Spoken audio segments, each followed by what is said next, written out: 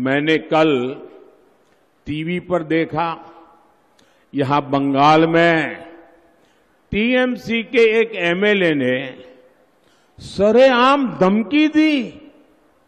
वो कह रहे थे कि हिंदुओं को 2 घंटे में भागीरथी में बहा देंगे। ये कौन सी भाषा है भाई? ये कौन सा पॉलिटिकल कल्चर है? हिंदुओं को बहा दोगे? वाकई क्या हालत हो गई है? बंगाल में हिंदुओं के साथ क्या हो रहा है? ऐसा लग रहा है यहां हिंदुओं को बंगाल में टीएमसी की सरकार ने यहां हिंदुओं को 2ym दर्जे का नागरिक बना करके रख दिया है। ये कैसे लोग हैं? जय श्री राम के उद्घोष से उनको आपत्ति है, जय श्री राम बोलो तो उनको बुखार आ जाता है। বাংলার হিন্দুদের হুমকি তৃণমূলের মুসলিম নেতার, এটাই কি বাংলাদেশ সংস্কৃতি? হোক প্রধানমন্ত্রীর। দেখুন বন্ধুরা, ইতিহাস পড়েছি, বর্তমান দেখছি, ভবিষ্যতও দেখব। এর আগেও বলেছি, এখনো বলছি, ভবিষ্যতও বলবো। ইতিহাস সাক্ষী আছে গাদ্দার কারা ছিল। এখনো সময় থাকতে যদি আপনারা শুধরে না যান আর সেই সময় যদি আপনাকে পরিবর্তন করে, তাহলে আপনাদের কপালে অশেষ কষ্ট আছে। আমরা রিয়েলিটিকে সেটা দেখতে পাচ্ছি। বর্তমান সময়ে ইয়াং জেনারেশনদের তো ধ্বংস করেই দিচ্ছে। কিছুদিন আগে চাকরি হারিয়ে যে পরিস্থিতি হল আর যেভাবে যোগ্য ব্যক্তিরা এর থেকে দূরে যাচ্ছে, সেটা আপনাদের নতুন কিছু বলার প্রয়োজন নেই। আমরা জানি যে বাঙালি জাতি একটু অলস প্রকৃতির। এদের আপনি সারাদিন পরিশ্রম করে 200 টাকা ইনকাম করতে বলবেন, এরা করবে না। কিন্তু এদেরকে যদি আপনি বলেন যে আপনাকে ফ্রিতে 200 টাকা দেওয়া হবে, আপনি সারাদিন লাইনে দাঁড়িয়ে থাকুন, বাঙালি কিন্তু তাই দাঁড়িয়ে থাকবে। এটা হচ্ছে বাঙালি জাতির ধর্ম। বাঙালি জাতি কখনো নিজে পরিশ্রম করে কোনো কিছু পেতে চায় না। ফ্রিতে দেওয়ার কথা বললেও এরা দীর্ঘক্ষণ লাইনে দাঁড়িয়ে থাকে। আর আমি আপনাদের আবারও বলে দিতে চাই, আজকালকার দিনে 500 থেকে 1000 টাকার লোভে পড়ে আপনাদের নিজের মূল্যবান সম্পদটাকে অন্য জায়গায় দেবেন না।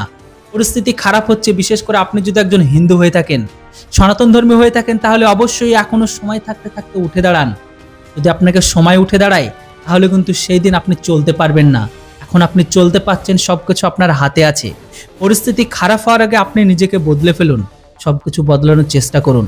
কারণ আমরা যদি টিকে থাকি তাহলে সবকিছু টিকে থাকবে, আর যদি না থাকি, আফগানিস্তান, পাকিস্তান, পূর্ব Pakistan, Syria, Libya, Iran, Iraq, এই সমস্ত যে ইসলামিক কান্ট্রিগুলো আছে, সেরকম পরিস্থিতি আমাদের হতে চলবে।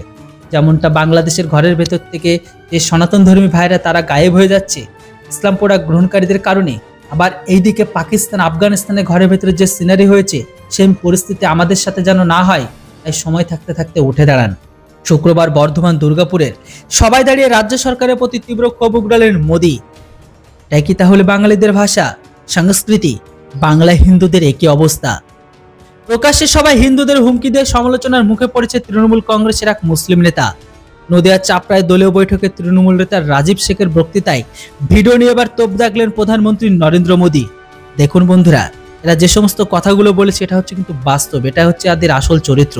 বাকি আপনাদের সামনে যে সমস্ত কথাগুলো বলে, সেগুলো হচ্ছে জাস্ট শোকজ, মানে দেখানো, আপনাদের সান্ত্বনা দেওয়া। কিন্তু পিছনে যেটা, সেটাই কিন্তু প্রকাশ্যে উগড়ে দিয়েছিল সেই বৈঠকে। কিন্তু প্রকাশ্যে যেটা করতে চায়, সেটাই কিন্তু সেই সবাই কিন্তু উগড়ে দিয়েছিল। যাই হোক, শুক্রবার বর্ধমান দুর্গাপুরের সবাই দাঁড়িয়ে রাজ্য সরকারের প্রতি তীব্র ক্ষোভ উগড়ে দিলেন মোদী। তাই কি তবে বাঙালিদের ভাষা, সংস্কৃতি, বাংলার হিন্দুদের একই অবস্থা এখন? বৃহস্পতিবার রাতে পশ্চিমবঙ্গে এসেছেন প্রধানমন্ত্রী। গত শুক্রবার পরপর 3টি সভা করেছেন তিনি। বৃহস্পতিবার রাতে রাজভবনে রাত্রি যাপন করে পরের দিন প্রথম কর্মসূচি বর্ধমান দুর্গাপুরের সাই কমপ্লেক্সের সভার উদ্দেশ্যেও রওনা দিয়েছিল মোদী। বিজেপি প্রার্থী দিলীপ ঘোষ, এমনকি অসীম কুমার সরকারের সমর্থনে আয়োজিত হয়েছে প্রধানমন্ত্রীর সভা। নমকে দেখতে জনজোয়ার নেমেছিল সভাস্থলে। বাংলায় তৃণমূল শাসনের নিন্দা শুরু থেকে সরব মোদী। তিনি জানিয়েছেন, তারা কখনোই দেশের উন্নয়ন আনতে পারবে না, তারা কেবল ভোটের জন্য সমাজকে, দেশকে বিভক্ত করতে পারবে। নদিয়ার চাপড়ায় দলীয় বৈঠকে তৃণমূল মুসলিম নেতা রাজীব শেখের বাংলায় হিন্দুদের হুমকি দেওয়ার ঘটনায় দুঃখ প্রকাশ করেছেন প্রধানমন্ত্রী। শাসক দলের ওই নেতার বক্তৃতায় প্রসঙ্গ তুলে এদিন সভায় উপস্থিত জনগণের উদ্দেশ্যে মোদীর প্রশ্ন, তৃণমূলের এক বিধায়ক হুমকি দিয়ে বলেছে বাংলায় হিন্দুদের 2 ঘন্টার মধ্যে ভাগীরথীতে ভাসিয়ে দেবেন। এটা তাহলে কি ধরনের ভাষা, কি ধরনের রাজনৈতিক সংস্কৃতি? বাংলায় হিন্দুদের সঙ্গে কি হচ্ছে এসব? মমতা বন্দ্যোপাধ্যায় সরকারে বাংলার হিন্দুত্ব দ্বিতীয় শ্রেণীর নাগরিককে বানিয়ে রেখেছে বলে অভিযোগ মোদীর। আর কটাক্ষ জয় শ্রীরামে যদি তাদের এতই আপত্তি, তাহলে জয় শ্রীরাম শুনলে তাদের জ্বর চলে আসে। বন্ধুরা, এখনো সময় আছে। সময় থাকতে থাকতে আমার সনাতনী ভাইরা যদি না শুধরে যান, তাহলে কিন্তু কপালে অশেষ কষ্ট আছে। এরা কখনো না কারো আপন ছিল, না আছে, না হতে পারবে। তাছাড়া আজকের দিনে আমাদের ক্ষমতায় থাকা সরকার অর্থাৎ মমতা ব্যানার্জির একটি ফেমাস ডায়লগ হচ্ছে, সেটা হচ্ছে এটাই, দুধ দেওয়ার গরুর লাথি খাওয়াটাই ভালো। যাই হোক, কথাটা অনেকটা ছোট হলে কথার বিস্তারিত অনেক, যেটা আপনাদের বলে বা এক্সপ্লেন করার কোনো প্রয়োজন নেই, কেননা বুদ্ধিমানের ইশারাই কাফি। সামনে ভোট, দেখে শুনে সময় মতন যদি আপনারা ঠিক জায়গায় না কিছু করেন, তাহলে কিন্তু অনেক দেরি হয়ে যাবে। 1000 টাকার চক করে, বড় বড় প্রলোভনের চোখ করে কেউ কখনো কিছু করবেন না। আপনারা মাথায় রাখুন, দেশের বা ঘরের, আপনারা সবসময় একটা কথা মাথায় রাখবেন, একটি ঘরের নারীর থেকে বেশি এগিয়ে থাকা উচিত একটি পুরুষকে।